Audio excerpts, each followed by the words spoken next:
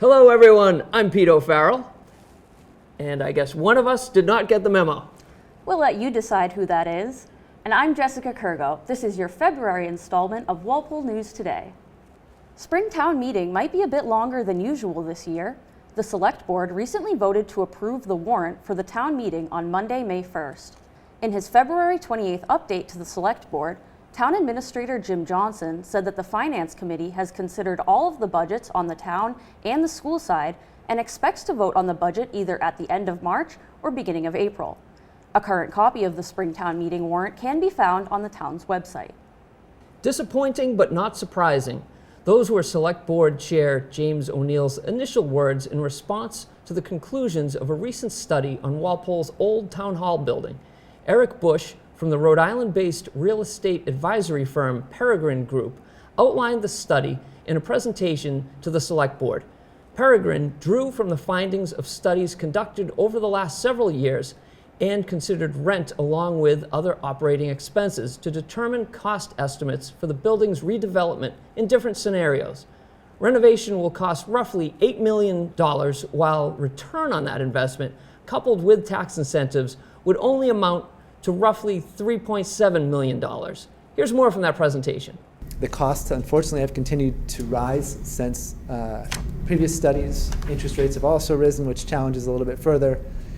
And really, from this perspective, anybody coming in to rehab, redo, develop, put this building back into a really active use is going to need some level of help or assistance. It might be private, might be public, might be both, might be a whole bunch of different things. But that there's going to be, most likely, for anybody coming along, that challenge. It's a bit of a cost sink, and yet it's a building that has enormous historic value to the town. It's a building that we'd like to retain and restore. There's a lot of reasons why we would want to do what we want to do. The challenge is, how do we bring something forth that gets us to eliminate the cost sink side of it, or at least to the extent that we can, and bring something of value into the community where we can actually use the building in an economically sound way. And it just feels really hard, based on everything that has been done and all the studies that we've done, the work you've now done has just reinforced it. It just seems really, really hard. That operator event space, that's what allows the residents and everyone in the town still to use it probably the most, right? Because if you make it residential, I know people weren't fans of that. One of the reasons is because nobody will ever see it. So I think understanding, that you've put some scenarios here, I don't know that we need to go any further down that road at this point, but just to echo what Glenn said, that's really what we're interested in, I think, right? Is because then that's what opens it up to the public. The town itself could conceivably have functions there as well. A new cardboard compactor received positive reviews from residents when it opened for use at the Robbins Road compost facility last month. Equipped with a 42-yard dumpster, the new compactor is expected to improve efficiency and accessibility. We spoke with Walpole Public Health Director Melissa Ranieri for more information on that story.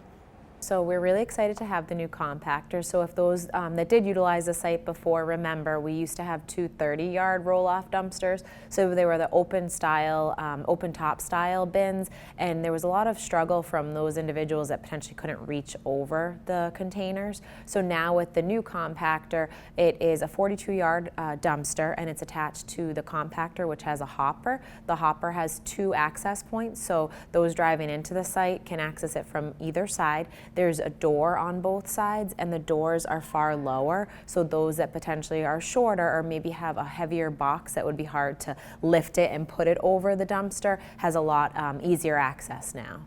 The compactor does require someone to be on site to operate it. So it does, if people are bringing their cardboard, they do need to go during operating hours of the compost site. And those operating hours are year-round. They're Wednesdays 9 to noon. And then the Saturdays, they depends on the time of year. So in the winter months, it's one Saturday a month. And then ultimately when people are starting to do their yard debris and clean up, it extends the hours to every Saturday. And then ultimately in the fall, it's the full day on a Saturday. So if you're questioning the hours of the compost site, definitely either call the health department or go right on our website under the solid waste link, and the hours are always up there, and you can get the hours for the upcoming year. But the main thing with the disposal of the cardboard is just knowing that if the site is not open, you would not be able to enter the site because the compactor will be locked up. Most residents were mindful and broke down their cardboard, but some would just, huck it into the dumpster, and ultimately you get air pockets, and we were being charged per haul out of the site. And now obviously with a compactor, it's way more efficient.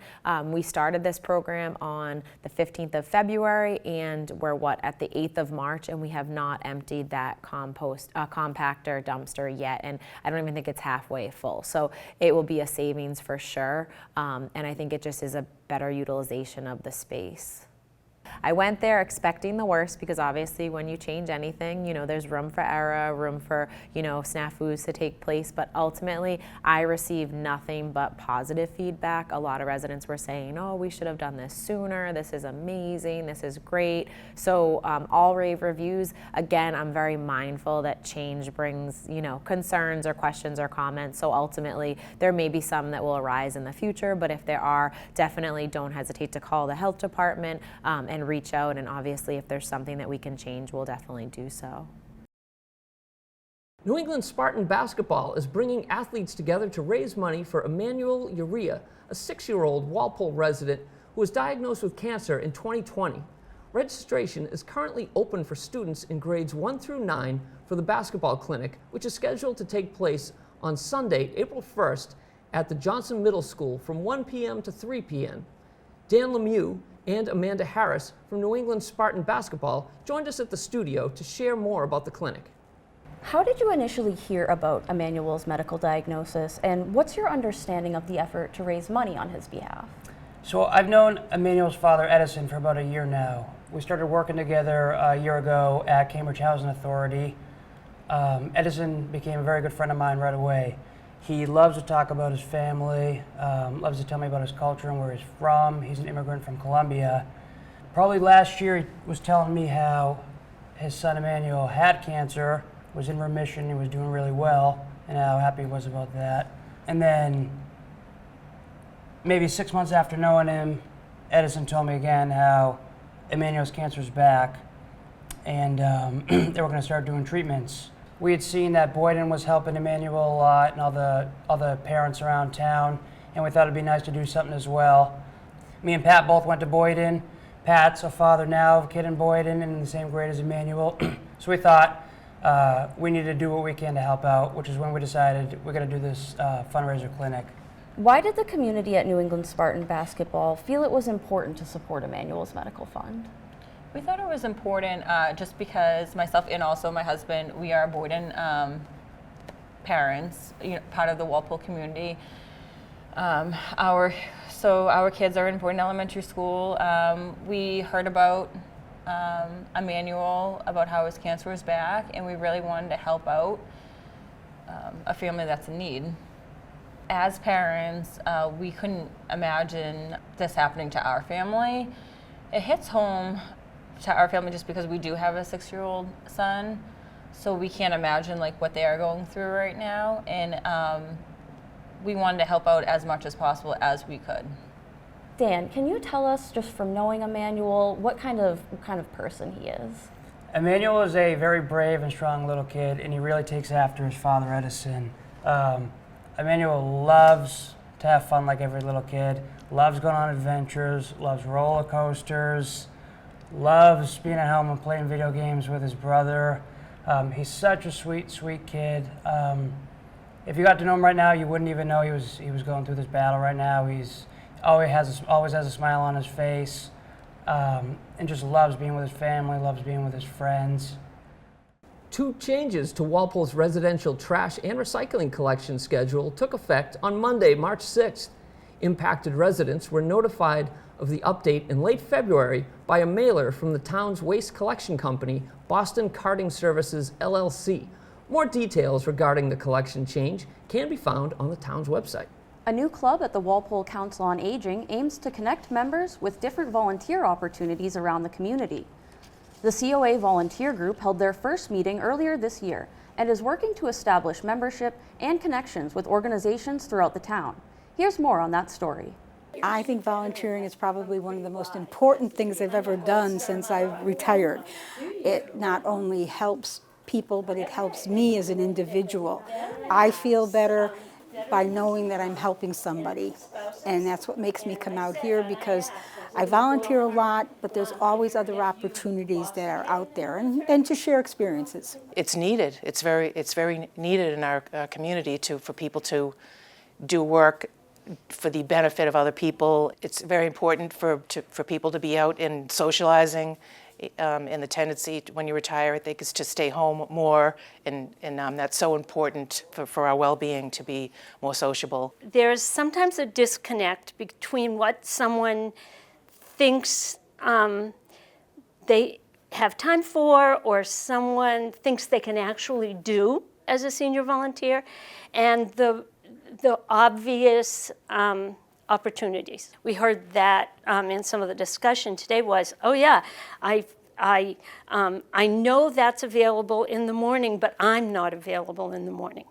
Is there something available in the afternoon? There's not usually a forum for asking that. So having some kind of cluster might also allow a local nonprofit or even the center themselves to just come to that meeting and say, we just wanted to let you know we were looking for, or for the people to say, I'm looking for an opportunity too, like she did. I want to work afternoons, not mornings. And a lot of people are the opposite. The Walpole Public Library hosted the Walpole Now and Then art display throughout the month of February. The exhibit featured roughly 60 paintings of historic scenes and architecture done by longtime Plimptonville resident and Walpole historian George Ransom. We spoke with Ransom to learn more about how his paintings document important scenes from Walpole's history. Preparations are currently underway for Walpole's 300th anniversary celebration, an opportunity for residents to reflect on and honor the people and events that have made Walpole into the town it is today. As a resident of the town's historic Plimptonville neighborhood for over 40 years, artist and local historian George Ransom invites his fellow community members to admire some of the scenes that have helped shape Walpole's history. The Walpole Now and Then art display at the Walpole Public Library includes roughly 60 of Ransom's paintings, each portraying different architecture, scenery, and significant sites from Walpole's history. Ransom joins us today to share more about his work. Can you start by telling us a little bit about yourself, including your background in art and as a Walpole historian? This collection and presentation is based on an interest in both art and history. As a historian in the Walpole Historic Society, I've had access to a lot of the historical pictures of buildings that aren't here anymore, and so I was able to paint some of those. As you look in history books, some of the only ways that we can know about the buildings and what towns and parts of town look like historically were through some of the old paintings. We have a castle in Walpole that I have a little sketch that somebody did on a napkin, designing by a famous architect to come out here to Walpole to develop the castle. So some of those little sketches and things you draw out, paintings reflect history and get recorded, and some of those are the only things we have left to remember once something is gone. So it's a nice way to record history and see what the town was like. Can you describe your art style and how it's developed over time? Basically, it's a representative type of art, which means what you're seeing is kind of what I see and what I'm looking at in terms of a building and in terms of the farms and churches and other things. Some of the art was done, a lot of it was done out of doors, so a little difficult to paint and depict scenes outdoors based on scenery and clouds and rain and wind and those things, but you do get a glimpse and capture of the beauty of nature through art. So some of the paintings you wouldn't be able to recognize, but you know, beautiful things you see around the town to appreciate. Can you talk about some of the visual inspirations you use for your work, whether that be historic photos or from viewing it outside? This is how some of the process starts. I would take some pictures and I will edit the picture a little bit, compose what I'm looking at, the time of day, where the light is and shadows. As an artist, you're probably constantly looking at where's the sun, where's the light. I need shadows in some of the pictures to make them come alive. I want to be different than a camera picture because anybody can take a camera picture. Everybody has a cell phone, from the 7-year-olds to the 90-year-olds. But a painting is something that depicts a composition with the weather and sky and shadows and trees and lights and different things that might catch your eye. I did a painting of my house after a tree fell and opened up a view of the house that I never saw before. And I've lived there for 40 years. And it was a beautiful fall day with the fall tree colors, and that was different than all the greens. So some of those things play a role into what you do. That's all for this month's show. Visit our YouTube channel for more information on all of today's stories. While you're there, be sure to subscribe and follow us on Instagram, Facebook, and Twitter so you can stay up to date on all things Walpole. For Walpole News Today, I'm Jessica Kurgo. And I'm Pete O'Farrell. We'll see you next time.